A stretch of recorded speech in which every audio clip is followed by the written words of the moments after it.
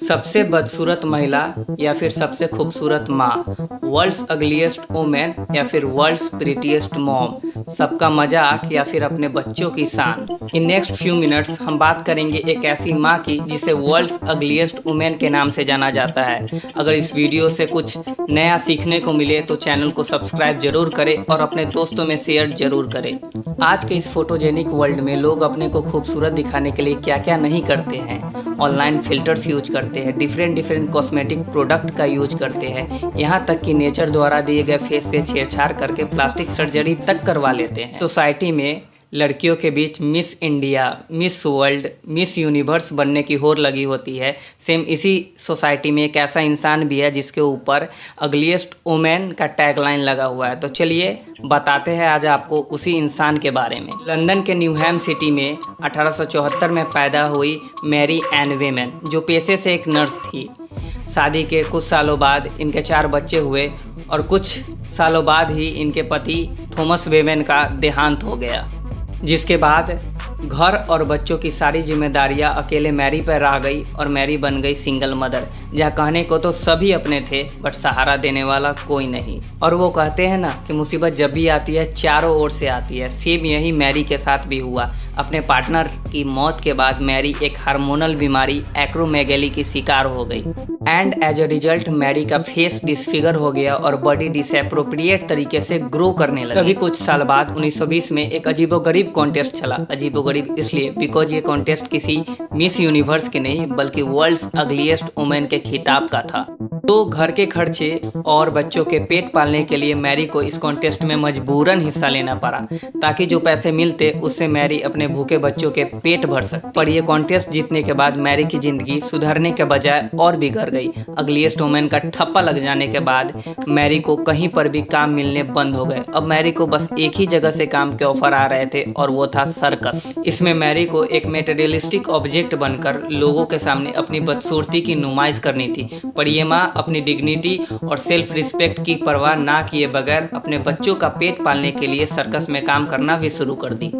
Circus में Mary को एक डिस्प्ले ऑब्जेक्ट की तरह रखा जाने लगा कि ये देखो दुनिया की सबसे बदसूरत महिला। लोग उन पे हंसते, ठहाके लगाते, अजीब अजीब नजरों से देखते जैसे ये कोई इंसान नहीं जानवर। बट एक वॉरियर माँ अपने बच्चों का पेट पालने के लिए उसी सर्कस में आखिरी सांस तक काम करती रही और उसी सर्कस में उन्होंने आखिरी सांस 1933 में ली। चलिए अब आपको मिलवाते हैं एक अलग मैरी से। ये भी है मैरी एन वेमन, एक्रोमेगैली बीमारी की चपेट में आने से पहले वाली मैरी एन वेमन। सोसाइटी के ब्यूटी स्टैंडर्ड के हिसाब से एकदम परफेक्ट। अगर ये वाली मैरी अगलीस्ट वुमेन कॉन्टेस्ट में हिस्सा लेने जाती तो प्राइज मनी तो दूर की बात है, उल्टा खूबसूरत होने की वजह से इन्हें शुरू में ही डिस्क्वालीफाई कर दिया जाता। और अगर कोई सर्कस वाला इन्हें काम देता तो लोग इन पे नहीं उल्टा सर्कस वालों पे ही हंसते। तो क्या सिर्फ किसी को उसके शक्ल से खूबसूरत ठहराना सही है? जहाँ ये वाली मैरी ने अब तक कुछ खास नहीं किया था तो भी लोग उसे खुशी खुशी अपना रहे थे, वहीं ये वाली मैरी ने अपना सब कुछ सेक्रीफाइस करके अपने बच्चों को एक बेहतर भविष्य दिया। तो क्या ये खूबसूरत नहीं है? But reality hits us hard. आज की सोसाइटी बड़ी बड़ी ज्ञान बांटेगी कि शक्ल से खूबसूरत होना कुछ मैटर नहीं करता, दिल से खूबसूरत होना चाहिए। बट जब चूज करने की बारी आती है तो ये उसी खूबसूरत शक्ल वाले को ही चूज करेंगे जिसके ऊपर बड़ी बड़ी ज्ञान बांट रहे हैं।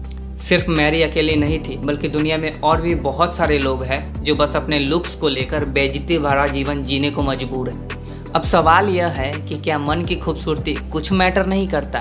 क्या मन की खूबसूरती खूबसूरत कहलाने से कोई वास्ता नहीं है? अगर ऐसा होने लगे तो दुनिया के कितने ही बदसूरत कहलाए जाने वाले लोग असल में खूबसूरत बन जाएंगे, क्योंकि उनका दिल बहुत साफ है। जहाँ एक मामूली सा पिंपल हम लोगों की रातों की नींद उड़ा देता है, हम लोगों के जजमेंट से इतने इनसिक्योर हो जाते हैं, वहीं एक औरत अपने इनसिक्योरिटीज को ताक पर रखकर लोगों के सामने अपनी बदसूरती की नुमाइश करती रही। तो सोचिए कितनी हिम्मत होगी इस महिला में, और वो भी बस इसलिए कि वो अपने परिवार का पेट पाल सके।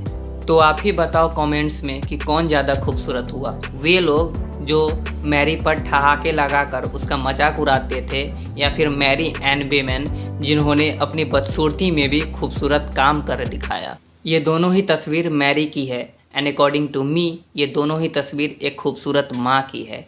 फ़र्क बस इतना है कि एक का चेहरा खूबसूरत है और दूसरे का मन खूबसूरत है।